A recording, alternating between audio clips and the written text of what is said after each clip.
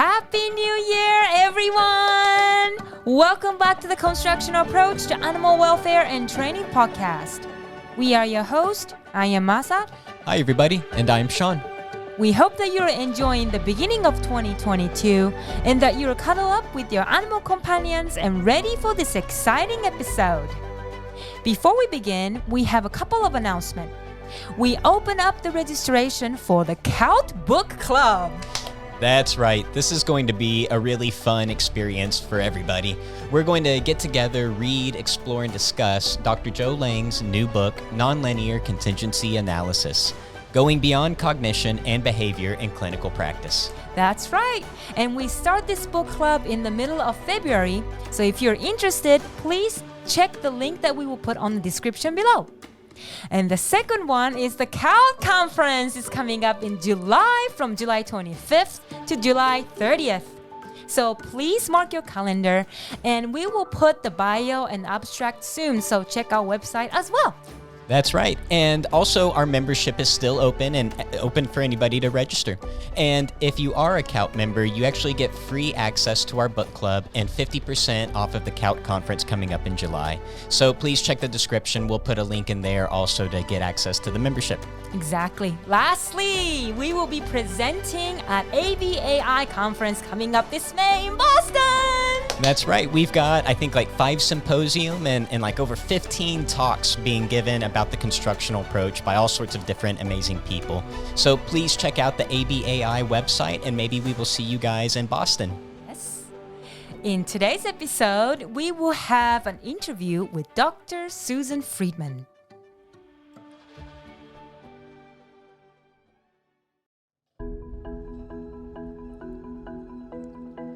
Dr. Susan Friedman is a psychology professor at Utah State University who has pioneered the application of applied behavior analysis, ABA, to captive and companion animals. ABA, with its roots in human learning, offers a scientifically sound teaching technology and ethical standard that can improve the lives of all learners. Students from 55 different countries have participated in Susan's online courses, Living and Learning with Animals for Professionals, and Living and Learning with Parrots for Caregivers. She has written chapters on learning and behavior for 5 veterinary texts and is a frequent contributor to popular magazines. Her articles appear around the world in 15 languages. Susan has presented seminars for a wide variety of professional organizations around the world, such as the Association of Avian Veterinarians, the European Association of Zoos and Aquaria, Moorpark College Exotic Animal Training and Management Program, and NASA's Goddard Space Flight Center. She has been nominated for the Media Award given by the International Association of Behavior Analysis for her efforts to disseminate to pet owners, veterinarians, animal trainers, and zookeepers the essential tools they need to empower and enrich the lives of the animals in their care. So please enjoy our interview with Dr. Susan Friedman. Thank you for being here with us today. To get us started and help the audience get to know you a little bit, could you please tell us a little bit about what it is that brought you into behavior analysis and animal training? Yeah, it is a great opening question for us to get to know each other better and for your listeners to get to know me better. But I don't have a story that is cogent as many times as I've been asked. It seems to me when I look back on my path that it's really a blur, and I can't identify moments. Maybe I'm just not creative enough or have good enough recall to string the pearls in my life on one thread. It's more like opening a drawer of just pearls that have broken off the thread, and it would be hard for me to reconstruct that necklace. I know that I was always a very anti-authoritarian child, but oddly, I got along very, very well with my mother because she was a scientist. She was a science thinker. And so she was very logical and very fair, very predictable in her approach to her parenting. And so maybe that was really the ground, that I grew up in, having an affinity for the logical and the fair. I was always in trouble in school. I was the kid who snuck back in during recess to get a jar to put a caterpillar in.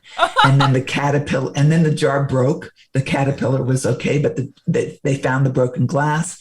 Somehow, I don't know how, they nailed me for the infraction. They found out it was me and my broken jar. I was a very poor student all the way through high school. And all throughout that, pushing back on people telling me what to do, I had a mom who really honored that. And so she just kept teaching me these skills of independence and of my own authority. And so it was just a really great match. And then by the time I got into college and took my first psych course, it was the chapter on behaviorism that really rang an immediate bell of familiarity to me. Because of it being a natural science, I now understand we're observing these principles all the time. So when we read them in a book, they're familiar because they have been what's been shaping our behavior all along. That's very different than when you read the chapter on Gestalt psychology or Freudian psychology. These would be new ideas because they're based on constructs as opposed to the natural world. And so I had this immediate familiarity with that information. And that's when I started moving in that direction. And then out of college, I ended up getting hired at Spalding Youth Center for kids that earned the label of the day. You know, it was behavior disordered, emotionally disturbed. They were largely, the unit I worked with were teen juvenile delinquents of the most extreme inner city misbehaviors.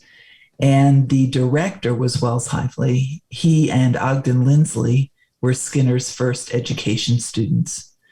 And so my first 90 days was homework to read Whaley and Malot's book on behavior analysis. I don't know if you've even ever seen it. I bought an old copy of it the other day just to have it kind of archived. And I had a trainer who would go over the homework assignments with me and just help me start descending into this really appealing, really empowering view of how behavior works. And then we were applying it to the children in this treatment center, who there was a 90 staff autistic unit that I eventually ended up being the training coordinator for.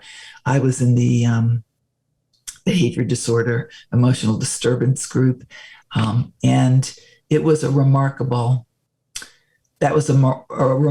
step off of terra firma into something completely new and important and, useful. So maybe that's where the first really big pearl got put on that string. And then from there, I've been hanging with behavior analysts ever since, with a 5-year break in living in Africa, Southern Africa, a country called Lesotho. Wow. And I was the principal of the American school there. So I was able to try and reflect the things I had learned from the residential center with the teachers there and catch kids being good, go for the right behaviors and spend much less time on the wrong behaviors. Having my 2 daughters was another great laboratory. They grew up knowing they were in the Friedman laboratory. And I even remember a neighbor saying, "Aren't you afraid, given the way you're raising them, that they won't fit in anywhere?" And without any hesitation, it was so clear to me. My answer was, I only worry for my daughters not fitting in if you don't change the way you're raising your daughters. If we can do this together, then nobody's going to be, in jeopardy. And they both turned out fine. You'll meet them someday. They show up at Clicker Expo whenever they can. And seem to have fared pretty well with a behavior analyst, an applied behavior analyst mom. So, and then it moved to animals. I was a professor in special ed or psychology for the remaining years before and after the 5 years in Africa. And one day I just looked up and realized that I was tired of teaching graduate students. If I can be that honest, it had been a long time. And I was looking for somewhere else to put behavior analysis. And I met the right people at the right time. Steve Martin was a person early on. I met Jesus at an early Clicker Expo in Minnesota, and Karen. And things just started to click. Yeah. Does that give you some ideas? I mean, it's such a hard thing to describe succinctly. Yeah. No, that's beautiful. A lifetime. I love it too, because it seems like so many of the great minds in our field share that kind of common history of kind of being a little bit of a misfit and not really kind of fitting in the square holes with our round pegs. And absolutely. And it does seem like in a large way sometimes that equips you with a way to look at things a little bit differently than maybe some of the other people around, which makes collaborating and working with others, so much more fruitful. Yeah, and I think we're searching, I early on can identify that searching behavior, being in the principal's office and wondering, how does this happen? I just simply didn't want to draw the snail shape for the 55th time in a row, so that I think what dovetails with that not fitting in is searching for why and where you will. Yeah, exactly. So, I think it is probably a common background now that you mention that. Yeah. And in this story that you lay out, it really does frame kind of beautifully where this thirst of yours, this knowledge and search for it and continuing education comes from, having the science-based background firmly planted with you from your mom, and even moving into education, that seems to automatically put you in a place where you're going to have to continue refining and continue learning. And that's actually how I met you, meeting you at a international conference, where you were visiting the young students of Jesus's, the Orca students up there, and looking at the presentations and posters. I remember the posters now that you mention it. Yeah, walking by. Mm-hmm. Yeah, he always has his students make a really good presence at those conferences, and it's for these kinds of reasons. He wants us to get in front of people where we're going to find the masters in the field and get the really good feedback from them. But, he's a fine mentor. Many of us are aware. I listen to his students talk about him with such love and respect. And those posters are a good tangible measure of, making sure that the students are out there experiencing all the rest of us and are heard. Yeah, exactly. And this kind of piggybacks into my other question I wanted to ask you. And, what is it that keeps that search of yours alive still today? And related to it, a lot of folks, when they've been in the field for years and years and years, you can start to feel a little burnt out or plateaued in your knowledge that you've obtained. And what advice might you have for those folks who feel that way and might be looking to find another, thirst for that knowledge? It's so interesting. Again, it's one of those big questions that I haven't identified a clear answer to. But it is interesting for me to reflect on it. I do feel like I have never stopped seeking more information, always learning. At Clicker Expo, I'm always spending my time going to the other presenters' talks and being amazed by them and picking up lots of application information and philosophical information about how we work. I think it's hard if you're always looking for new information, it's hard to plateau because that new information is always coming. So it is never the same. Not a single day of my life is the same as any other day in terms of the amazing behavioral events that float by and the information that's new to me.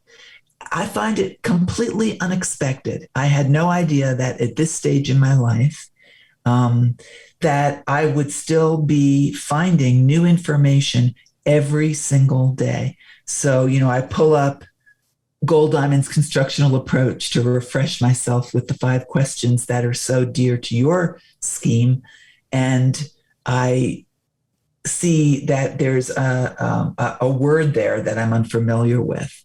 And so I said, well, I've got a minute. Let me just check on that word. And then that word leads me to something about Sidman. And then I think, oh, yeah, Sidman defines coercion. That'll be useful. And so I look at Sidman's article, and then he describes something else. And I go to, and so there's really, it's never the same.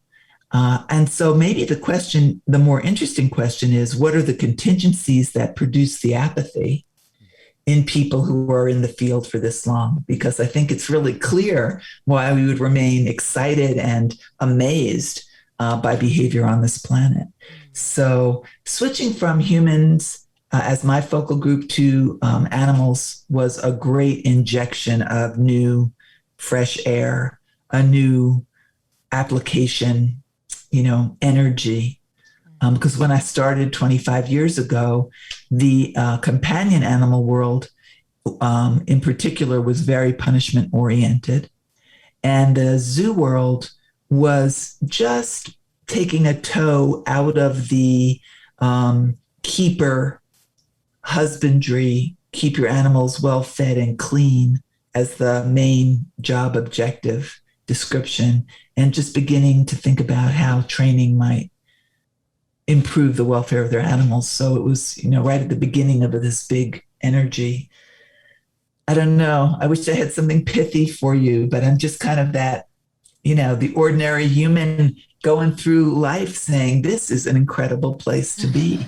And I'm amazed. I have this joke that someday I'll get called up to where I really come from, some other planet, and they'll ask me to download all my experiences of what life on Earth is like, and I'll be able to say, it's like endlessly amazing. New information comes your way every single day. So I wonder, why do you think people don't experience it that way?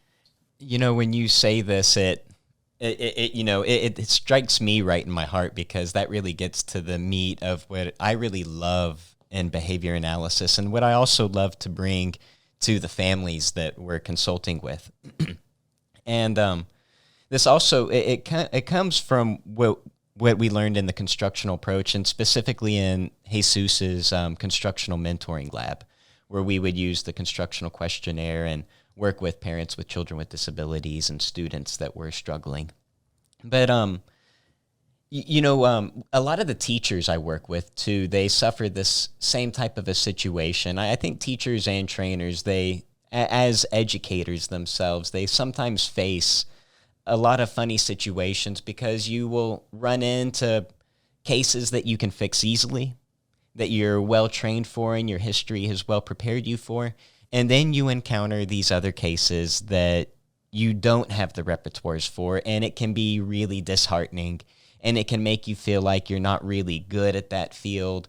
And you can start to now miss reinforcers that are available. And then when you're even making the successes that you're good at, it starts to feel mundane.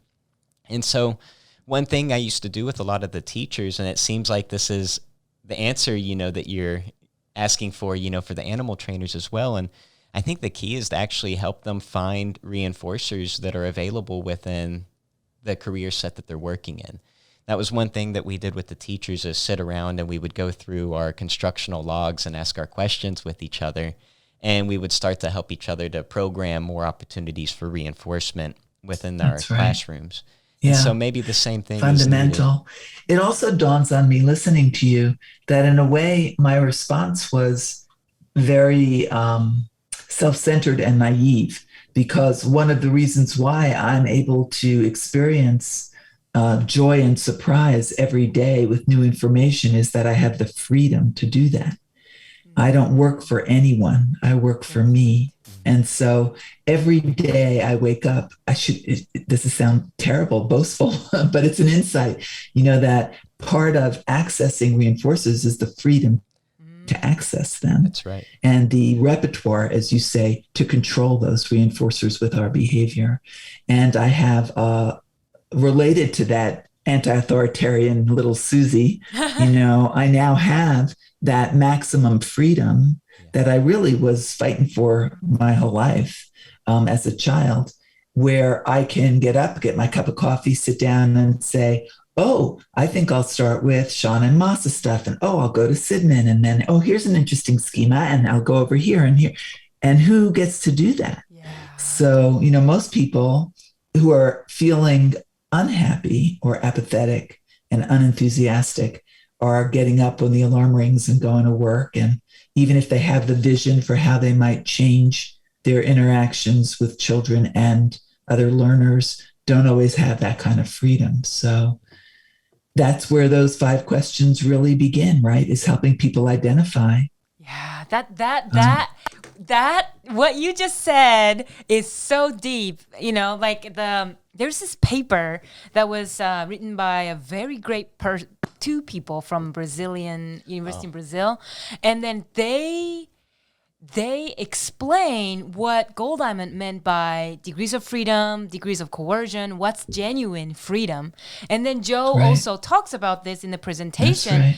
It's like freedom is not determined by, it's determined by lots of variables. You have to first have occasion or antecedent, and you have to have repertoire, and then the consequence needs to be available. So your example of your life really represent, you have multiple repertoire that you have established over the years, and then consequence that you're looking for. So yeah, to program your life to be Susan Friedman live, you have to have occasion. Yeah. Wow, that's beautiful. Wow. Yeah, and that's a great way to frame it with our science and with Golddiamond's constructional approach and the relevance of degrees of freedom. Yeah. Yeah. Yeah. Wow. Well, exactly so. So your work in helping people see, how they could arrange for the occasion, the repertoire to be able to contact reinforcers is it. Yeah. I think that's our beginning unit. Right. And it just gets bigger from there. Right. Exactly. So our next question is, looking at the trajectory animal training has been for the past 50 years, we can see a constant evolution towards less punitive and restrictive procedure, towards procedures that are less intrusive and more liberating for the animals.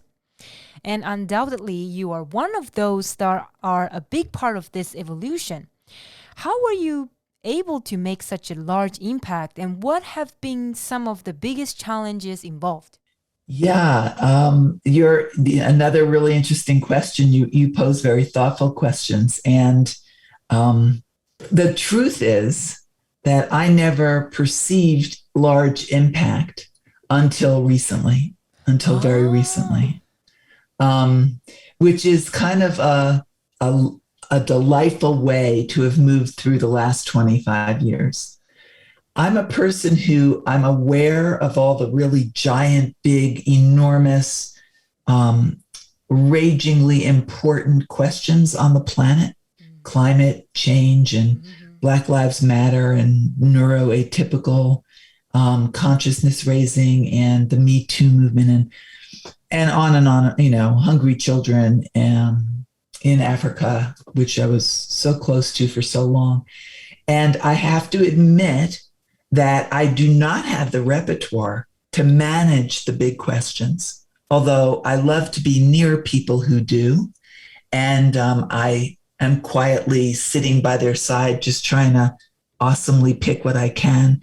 But I describe myself as a very small paintbrush person, not the big house brush person. And so I just pick up that tiny little brush and I work on that one little part of the mural that presents itself to me, that I have something that I can offer. And so that's what I did. I started out with companion parrots because I got a parrot when we came back from Africa. Oh. And I, like any good scholar, I collected all the information possible and read every little thing ever written about having a parrot as a pet, which I think generally is a very bad idea. My consciousness has been raised. Flighted birds in a living room, it's not a high probability success. But at any rate, we've had them for 20 and 25 years now, so we move on.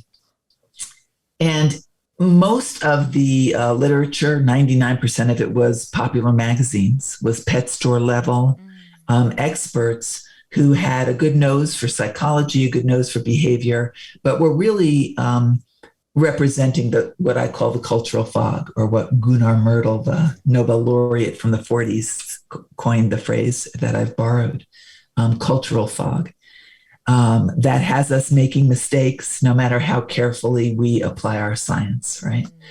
And it was so punishment oriented. And I had just finished building that school in Africa, where building the program in the school in Africa, where we set up programs for high rates of positive reinforcement, for children being greatly involved in their own destinies and that sort of thing.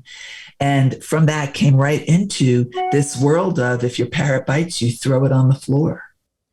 If you offer a hand, don't leave until that parrot steps on your hand. In fact, one of the leaders of the day actually wrote in an article, well, you wouldn't let your kid decide whether to take a bath or go to school.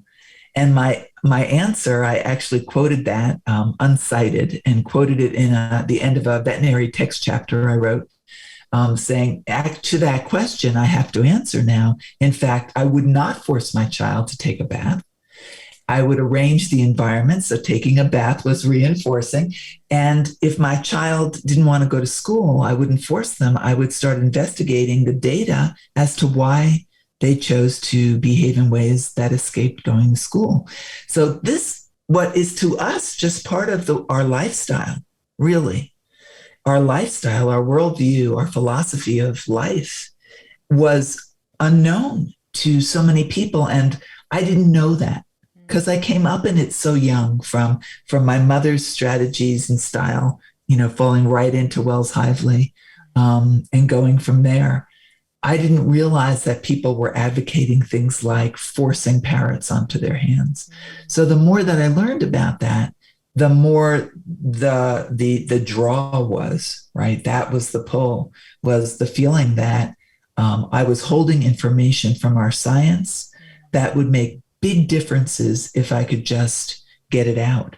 So the first few articles that I wrote have other people's names on them because I never imagined I would ever be a presence in that world. I was just helping any way I could help, right?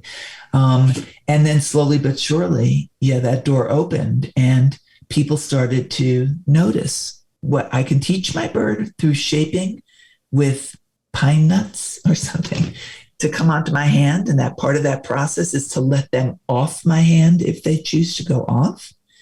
And that by letting them off, they're more likely to come back on. What? And so it was really, one of the right people at the right time. And I feel like I just kind of dove through that little opening of the aperture of people looking up and saying, maybe there is other ways of doing this that aren't nutty. What you're talking about too, I just got to say that is a huge, monstrously big impact. and it touches back too on something that you mentioned right at the beginning in our first question, where you were talking about seeing that behavior can be based on the natural world rather than on constructs. Because I think that lends a little bit to that cultural fog that you were speaking to that might keep someone from trying or learning or thinking about behavior, especially with their animals, in a different view. And what you really did, like when I came into animal training, the person that was all over TV and, writing all the books and doing the whole celebrity animal training thing, it was Cesar Millan. That's right. And so my whole first introduction to animal training in general came through that. I was watching his TV shows, reading all his books. Could tell you why he did anything he did back then. That's right. And but the thing is the one good thing that show does, and the one thing that really moved me about it, was just the basic idea that your behavior, the things that you do, your interaction with your animals can have an impact on their behavior. But right. What you're really doing is taking that same idea, but saying you don't have to force and punish all of that bad behavior. You can actually make things enjoyable for your critter, and they will behave out of seeking that enjoyable interaction. Absolutely. And this is hugely unknown in our society at large, our world at large. So we're holding, it's like, I think of, if somebody was a better marketer of behavior analysis, which we have needed my whole career, we've needed a better marketing strategy than rolling our eyes and punishing people when they use the word mind, But I think of it really as, it's like we're holding this secret. It's so crazy because it is so ingrained in our every cell to see the world through this frame, to discover that, in fact, essentially no one sees it, that the culture has produced such a thick fog that people think, even, and you may have heard me talk about this, even our most beloved icon of Noah's Ark, and every animal species is different from every other.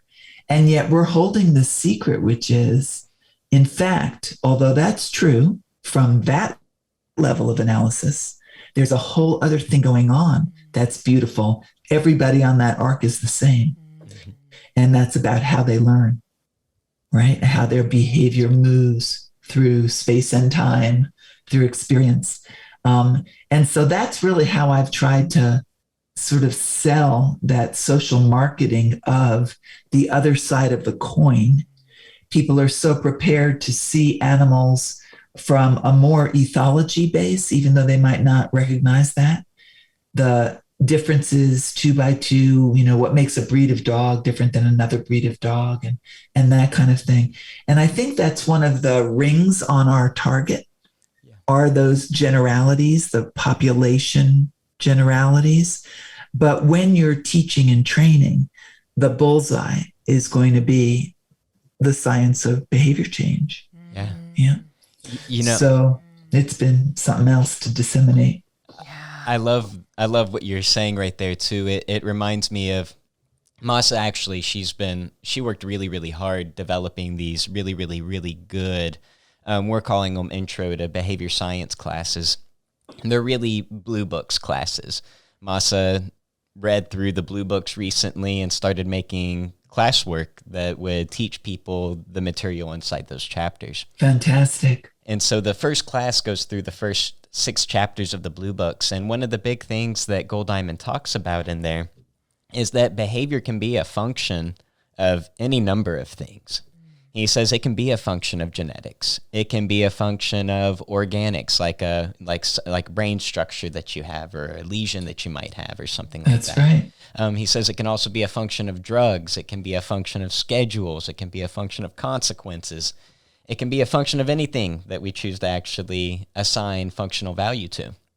Now, the thing is that just because behavior has been shown to be a function of genetics or like breed or something like that, doesn't mean that that behavior can't also be a function of schedules or consequences.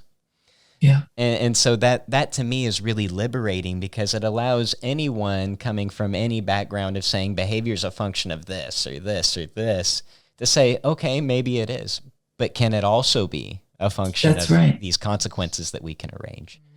I think that there's a demand, a challenge going on for us that all of us who are teaching and working in this area are sharing, and that is to develop very skilled ways to deliver our material that get us out from behind the clockwork orange behavior analyst is a puppeteer, which that argument keeps coming out of the coffin. Every time we bury it, it stays buried for 20 years and then it comes out again. And I was very definitely shaped by working with people who had a more zoology, biology, ethology bent. And that's how I learned. This was not part of my behavior analysis training. It was part of being shaped by the professionals that I was finding myself working with. And that's where I learned to talk about levels of analysis, that this behavior analysis, the behavior environment is one level of analysis. There are other levels of analysis, and that no account of behavior is complete without bringing together multiple levels of analysis. And then I explain that the ethological level of analysis has a different focus and what that focus is, and that our level of analysis has the learning focus, and the medical model, has their focus. So that covers some of the things that you described. And I talk about behavior as the result of at least three things: is your genetics, which includes your brain and your body, and your learning history and current conditions. And then make the big play for, so what can you do something about now to help that animal? Yeah. Is it their genetics? Is it that their learning history? The rationale for focusing on current behavior, environment, relations is because that's where our power lies to do good. And we have to let geneticists and neuroscientists and so forth sort of catch up. Carl Cheney, my current mentor, I would be happy to say, lives in this town. And so we have dinner every Sunday, and he's about 87 years old. And so every Sunday I'm just filled with challenges, debates, being told I'm wrong, and how I could be better and righter. And it's just delicious. It's the best Sundays ever. And that's one of my sources of new learning all the time. And he said to me last year at one of these infamous Sunday meals that we, as behavior analysts, know more about how behavior works than the neuroscientists know about how the brain works at this point in time. And I thought, oh my gosh, or the geneticists know about genes, because those are two fields that are radically being turned over upside down with new information. We don't talk about genes as blueprints. We understand the environment influences genes and neurons.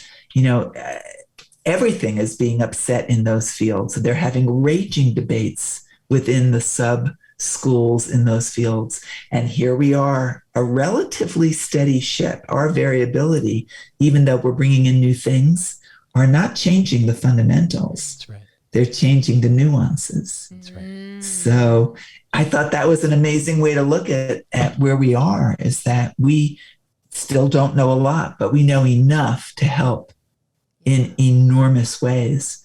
And we're kind of steady as she goes compared to those other sciences. Yeah, no, I love that too. And you really speak to that principle that Gold Diamond constantly wrote about making sure that we're understanding the total person, not just isolating in on one single aspect, but taking a look and accounting for all of these things. And it was same exact That's things right. You're talking about. We have to account for your phylogenetic history, your learned history, the current conditions, and that gives us a better direction on how we can actually be effective in helping somebody. And that's unique about us. I think disseminating that is important too, that we're not talking about just one organ or one system. We're talking about total organisms. Yeah.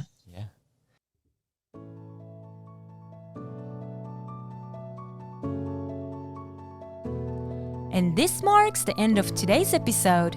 Thank you so much for listening. And we hope you enjoyed listening to the first part of our interview with Dr. Susan Friedman. In the next episode, we will be talking with Dr. Friedman about the constructional approach. Please remember to sign up for the CAAWT Book Club. Mark your calendar for the CAAWT conference coming up from July 25th to July 30th. And to gain access to the CAAWT Book Club for free, get 50% off registration for the CAAWT conference and many more benefits. Please join us at the CAAWT membership. If you like our show, please subscribe to our podcast or share it with your friend. And feel free to get more information or reach out to us on our website, CAAWT.com, our Facebook page, Construction Approach to Animal Welfare and Training, Instagram at NPO_CAAWT, or email us at caawtcontact@gmail.com. Thank you again for joining us and 2 years of amazing support. We're looking forward to continue bringing you more fun and thought-provoking content to improve animal welfare, our relationship, and training. We are your host. I am Masa. And I am Sean. Have a wonderful day with your amazing animal companions.